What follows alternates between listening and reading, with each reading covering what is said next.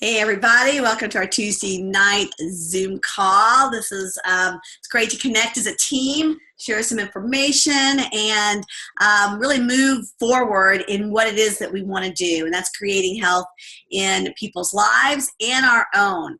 So I wanted to share tonight um, about different ways that we get clients, attract clients, who are the ideal clients that we work with.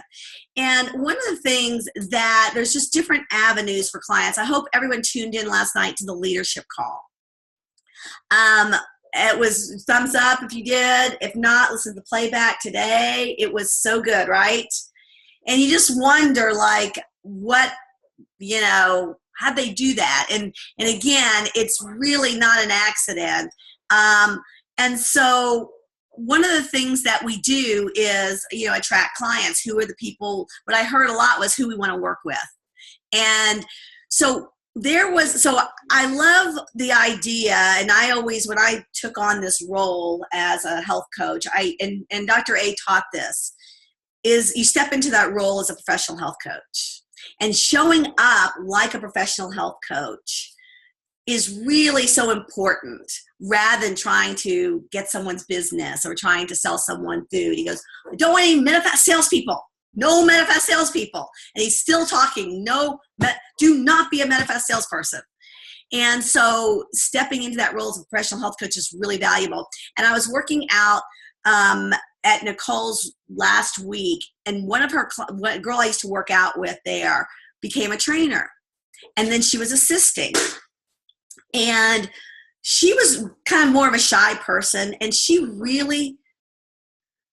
took charge. She says, she showed me how to do things. She told me what next thing to do. And I go, wow. And when it was over, I go, wow, you really stepped into the role of being a trainer. And she owned it. And I thought that was it was very valuable for me to see how she stepped into that role when 3 weeks before she was by my side. And a lot of us have that when we start coaching our friends. We weren't, some of us are professionals or in the fitness area or nutrition, but some of us aren't. And so you step into this role, and how do you lead your friends? And so I learned a lot. And so I complimented her when it's over, and she goes, well, y'all are really good. You're the good kind of client that I want, that I have, because you were receptive to my feedback, and that receptivity made me feel good, made me feel important. So again, another aha was for me is we choose our clients that are going to receive what we have, not us peddling to try and get approval from them. So as we step into that, so I want to share about attracting clients. So and then I want to share, turn it over to some people that have maybe do a really good job of that. So I'm going to share my screen. And pardon that you can see some things. I don't have a clean screen. So attracting your ideal client. And what we want to do is just think of the qualities that we want. We all know who a great client is. And so write them down. Again, it's that mindset that I thought was so valuable. What she did was step into the role of a trainer, and I really saw that. And what this is for me, I'm here to make a difference. Can I make a difference for you? If I can make a difference for you, you might not want a difference made for you, but can I make a difference? Do I have the goods? Do I have the tools? Do I have the program? Do I have the protocol? If I've got that, I feel confident. I can't deal with all the issues that you might have around not wanting it or staying on plan or that sort of thing. But that's my growth, is to get more comfortable with asking the questions and seeing if it's a good fit or not. I'm committed to creating health in my community. I really want to create a healthier community. So now I've got a bigger purpose than just me wanting clients. And then I'm excited about helping people with this gift and the skill. So, are we excited about helping someone when we can? I know when we all get a new client, we are so excited. So all the stuff we go through to get the new client and to attract them and to find them, and there is disappointment because not everybody wants to get healthy. I always say sometimes it'd be so much easier to sell lipstick because anyone will buy lipstick, but we're selling someone to change their life, and they've got to be ready for that. So who are we that we can stay in touch with them and be patient with them and keep them attracted to what we have, and so that when they're ready, we're the resource. Adopt a Powerful Attitude. I'm a professional health coach. I have a program that gets results. I have a stable, successful company. Medifast has no debt. With Optavia coming, it's this new great company that no one's heard of, and yet we have the clinical background and the business stability of Medifast. Very huge for you to know when you are taking on this role of helping people, and you've got this business behind you. Medically proven products, second to none. Behavioral based program, we've got that, and we provide accountability and support. And so we know what we know, and if you just know these things, it really makes a huge difference.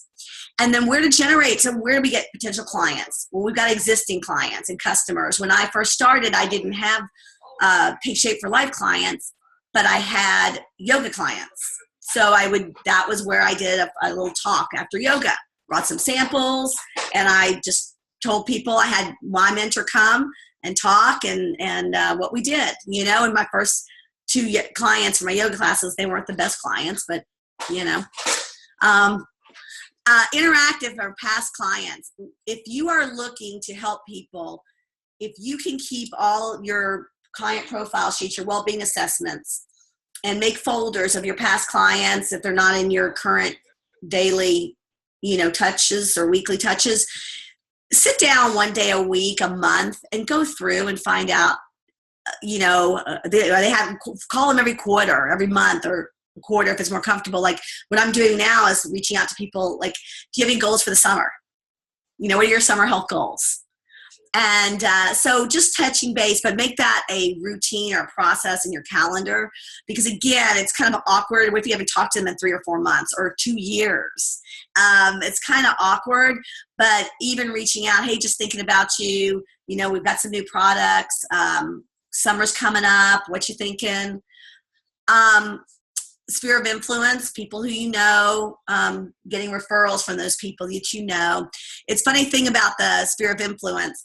I'll sometimes go to lunch with someone and not at all with an intent to do business, and oftentimes when I tell them what I'm doing and I'm excited about it, they want to be a client, and they have like 5 pounds to lose. So I come home and tell my husband, oh, Wendy's a client, and Wendy, Shelly's a client, Shelly, so anyway, I think it's fun. So just getting together with people and just sharing what you do and finding out who they know is really huge. Networking, professional alliances. I'm going to talk a little bit more about that. And then speaking engagements and health events. These last 3 take more time. They require an investment because you're going to have to follow up. You'll get names on a list, and I can share with you a presentation to do, and then I'll ask them, do you want to get a glycemic chart? And we've got a PDF of Dr. A's and Dr. A's Habits of Health. Get their email and send it to them. But that takes follow up and that sort of thing. So it's something that you want to understand that you have the time to do, to get the venue, to publicize it, to get people there. So we can do a whole talk on that. And then business alliances. How can we help somebody else in this relationship? Offer referrals. Someone's looking for a way for their client to maybe lose weight. And we'll talk a little bit about that. And sometimes you can create a referral relationship, a paid one. When I first got started, I would call my friends that were personal trainers. Do you have any clients that are not getting results? And I'll be happy to pay you, $25 for every, client that you send me. And they said, and one of them said, oh, no. And they sent them for a while. But usually I find that if there's not a consistent relationship, or if they're not maybe a provider themselves, sometimes it just doesn't last. So I don't know, maybe you guys have had different experiences with that. They'll refer you 1 or 2, but you're not top of mind. So we've got good synergies with personal trainers, physicians, chiropractors, therapists. I refer people to life coaches and therapists if they're having a hard time sticking on plan. And a couple of them are coaches. So a massage therapist, hairdressers, stylists, yoga and fitness professionals. And these are good for referrals because I want my clients to do relaxation and I want them to do Pilates. I want them to do personal training.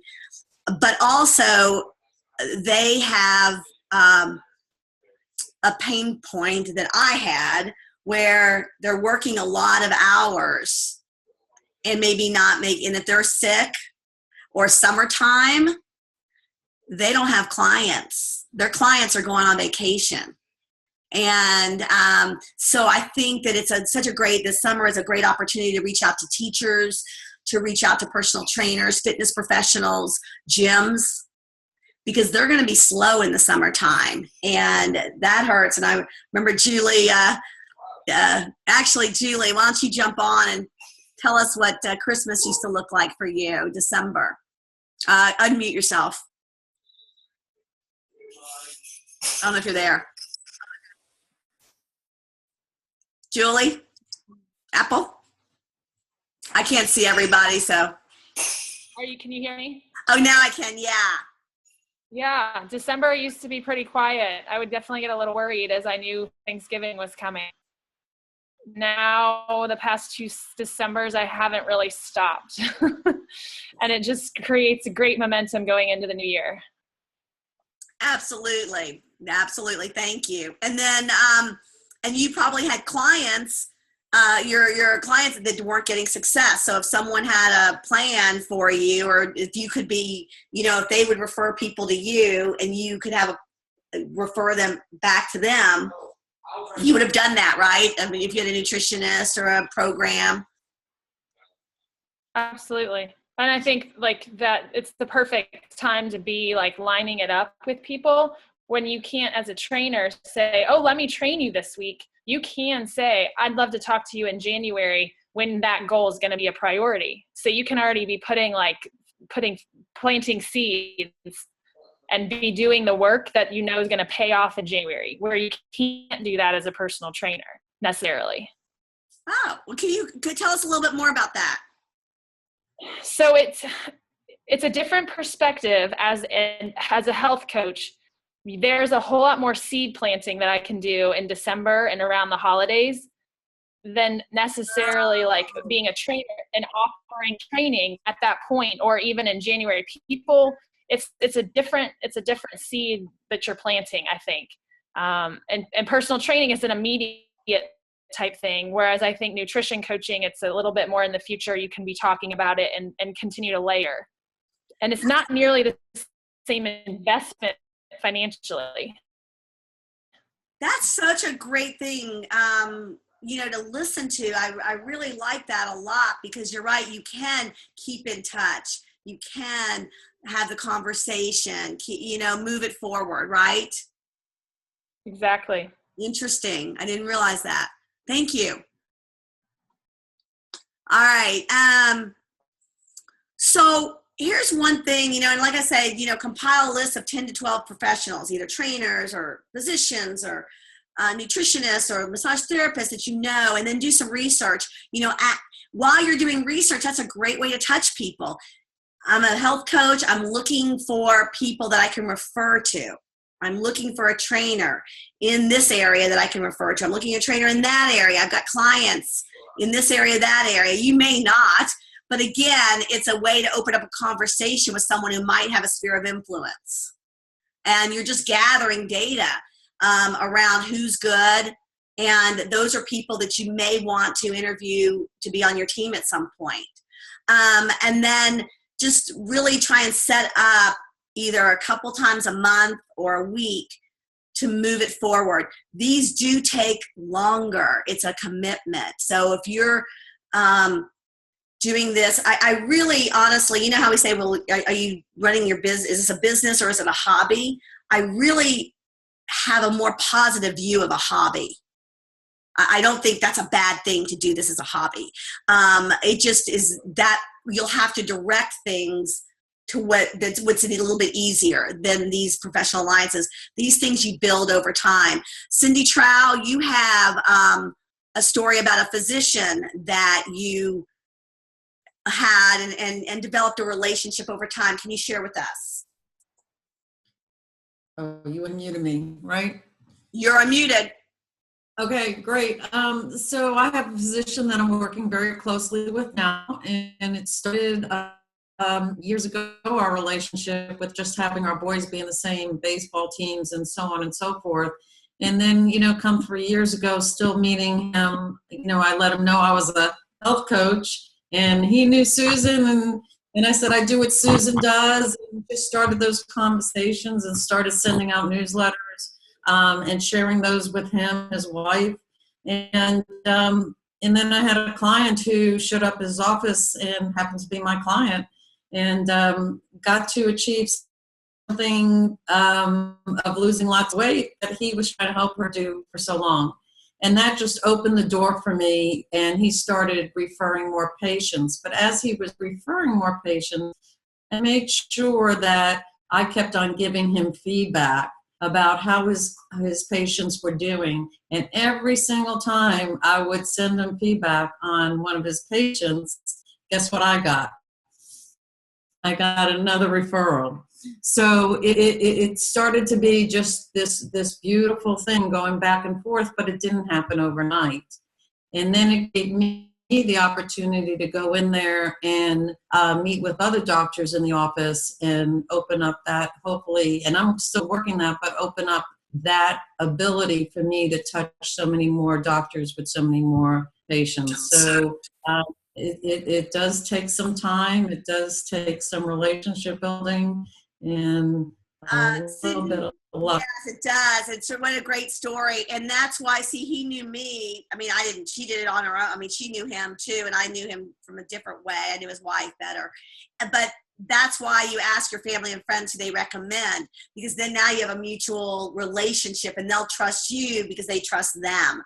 And so that's a really important thing around, your connections and using them and asking for who they knew.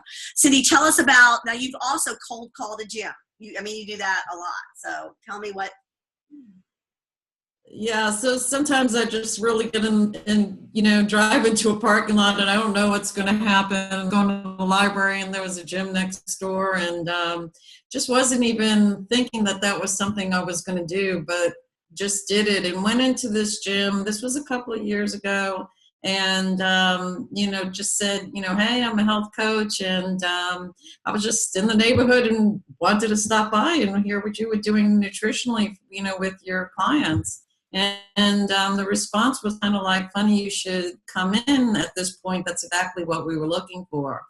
And that led to health talks at the gym. It led to having me be able to be there enough to build relationships and get clients in that place, that gym. Now, I haven't always had that wonderful response, but like anything else, that could set itself up again and again and again. So when I go by a gym, and I recently just went through to a local gym, I went by and kind of did the same thing to see where they were and set something else up. But sometimes those are just really good opportunities. You could see what they're doing there and explain again that you live in the community and you want to refer, clients to them. So showing that it's a mutual relationship is important in doing that as well. Great. Thank you, Cindy. That's so true. And we'll talk a little bit more another time. Cindy will talk, she does a lot of health fairs, and sometimes they're good and sometimes they're not so good, but you had great success at the last one, at the last one you did. So you never know, but it is investing time into your business and seeing what works. And over time you find it. So this is one of the things. So how do you do it? Again, Cindy walked in, or you can call and email and introduce yourself, and set up a time to speak. You meet by phone or in person. And when I'm calling a personal trainer, I'll usually call around 1 o'clock in the afternoon. So I know 1, 2 o'clock, they're pretty, aren't they, Julie? You're pretty free around 1 or 2 o'clock, right? Yeah. And chiropractors, MDs have lunchtime. A lot of times doctors will meet with people during lunch. You're kind of like a sales, what do you call a pharmaceutical sales rep, but they will meet with you at lunch. They'll sometimes schedule you 20 minutes. And then, you know, find common interests. I always like to ask questions rather than coming in with my pitch. You know, but also I'm interviewing them. Are they someone I can trust with my clients? If I'm going to take it to a personal trainer, who can I trust? And so it is more about how can we refer our clients to people and really serving other people in the wellness community, because our clients have to move on to their next step in wellness and change their muscle composition, their body composition, get in shape, find a group of people that are health minded, or else they will not succeed. They'll fall backwards. You know, we can offer samples or recipes. I sometimes will do a structural tension chart with people, and those of you that are new will take you through that. And then the real key is keeping in touch, because that's what falls behind. So they might not read your newsletter, but sending them an article or going back and visiting. One thing that's worked real well with me with physicians is giving them the Habits of Health book. And then sometimes I've just left them. I've probably given away a lot that I just don't go back and get them, or, you know, so anyway, not good follow up, but it's kind of awkward, but normally I have, and I've had people on the spot, you know, that weren't interested. They read the book, interested. So this is a sample script. Hi, you know, I'm a certified health coach. You have a few minutes to talk. I'm looking for a chiropractor, Pilates personal trainer in the area who I can refer that would be a good fit for my clients. Want to see if you'd be open to setting up some time so we could talk and get a sense of the kind of work you do. You know, would you be open to that? So, I mean, that's a little more formal. Sometimes again, this is a little colder. Normally I'll call someone I know, but you can do this as a really good way for, you know, once you, run out of your warm market. You know, and again, how do you develop those next steps? You know, do you have clients, patients that would benefit from what I do? Again, what Cindy does beautifully, she is the queen master of following up. It's the best. And I once went with her into the gym and to meet with a coach candidate. And so I said, okay, so why are you interested in coaching? And you know, what has you interested? And he goes, Cindy, she just keeps coming and following up with me. So it's, you know, it just works. They'll just, offer referral to them, create this, inviting them to an event. We are having something, I'll post it June 4th in Atlanta that I'd love for y'all to go to. We're doing we're having a speaking coach come to help us to share our stories, 2 to 3 minute story. So whether you enter the Ignite contest or whether it is you just create a story that touches someone's heart, that really gets to the heart of what you have to share. We're going to be having a speaking coach come share. And we're also going to have a guy who does videotaping, teach us how to do a video on our phone, how to do any editing. And that way, videos are great for keeping in touch with people, either through our email or post on social media. So that'll be great. And that's a good one to invite people to, because anyone would want to know how to do that. And then they can hear, we're going to do a little presentation of Optavia, but it'll be a very beneficial workshop. And then Dee, I don't know, are you still around? I am, I'm here. Share about so this is important considerations, and I know you have really adopted a abundance mentality around that, and you have a belief there's always new clients, and that we had to learn, because of course sometimes you lose a client or there's competition, but anyway, would you share a little bit about your experience with generating referrals, sources, and alliances, and what you've experienced. Yeah, absolutely. I think that you really nailed it when you talked at the beginning, you know, what you have on the screen right now, avoiding that scarcity mindset. And if we can always put ourselves in the position that we have a tool that can help people. And the way I look at referral partners is kind of bold. Either it's a way to connect with more people, a way to connect with more people that are outside my current circle. So I can either connect with them for potential referrals, and or maybe might be interested in the business side of this. So reaching out and kind of thinking of these strategic alliances, it just might work in different ways based on what their needs are, what their interest is. And all we can do is go out and ask questions and see who's interested. So what has worked best for me? I mean, the way I entered the business really, Susan, was because of the strategic alliance that you established with Dr. Scardassis's office, right? And so you aligned with him and then said who in your world might be interested in coaching, and he reached to me, so that's kind of how I entered this. So I guess I see the value that there could be something there. And so I have had, some professional medical alliances. I had one with a orthopedist office, and like you said, Susan, it was slow. It does require a lot of follow-up. I probably didn't do as good a job as Cindy did. Now, I learned from Cindy tonight of the importance of calling back, telling them how the patient is doing, and that would generate more. So I had that. BNI networking has been extremely effective for me. Every BNI group generally has a chiropractor, and I can't say it's been a steady stream from this particular chiropractor, but I have definitely had a good number of them that have then led to other referrals. Those patients, then new people who became clients and that sort of thing. So it's, again, just kind of tapping into who they know. And I think that you're spot on when you talked about it's important for us to give referrals back as well to these individuals, or at least attempt to. So I like that idea.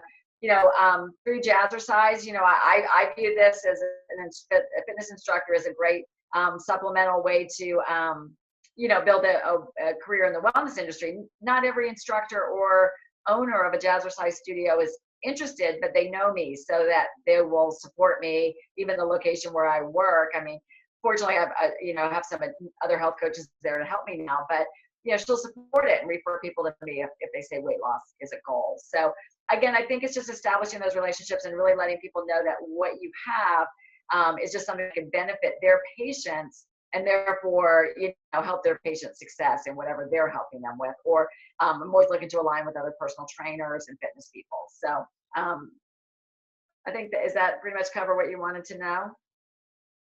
Yes, it did. Yes, it did. And thank you, Dee. And I appreciate that. And you have this positive attitude about what you can contribute. And again, that's something that it's just like a muscle. It grows with confidence.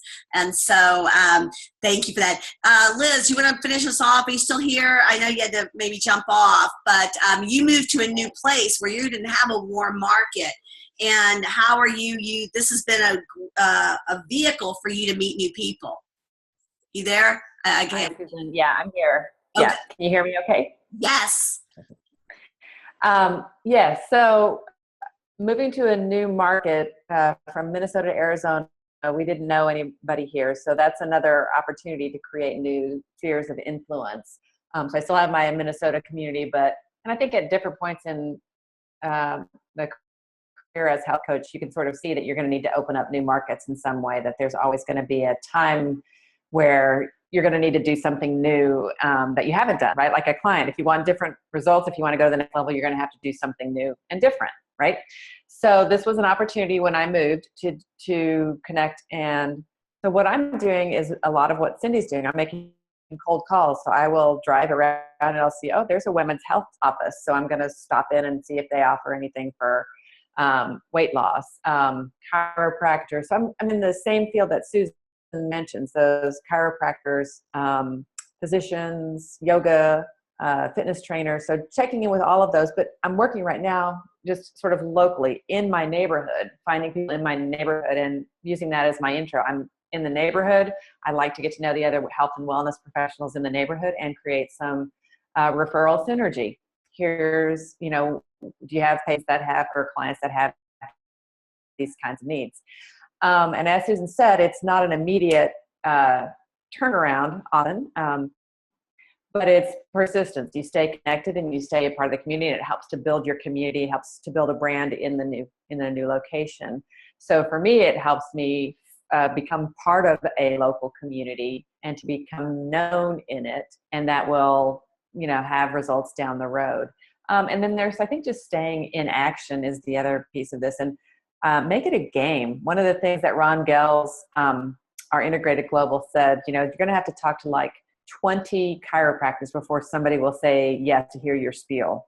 I use spiel in quotes, right? Before somebody's going to let you in through and maybe create an appointment. So I just make it a game and see if you can beat the odds, right? Okay, so I know I'm going to have to talk to at least 20 or 30 people.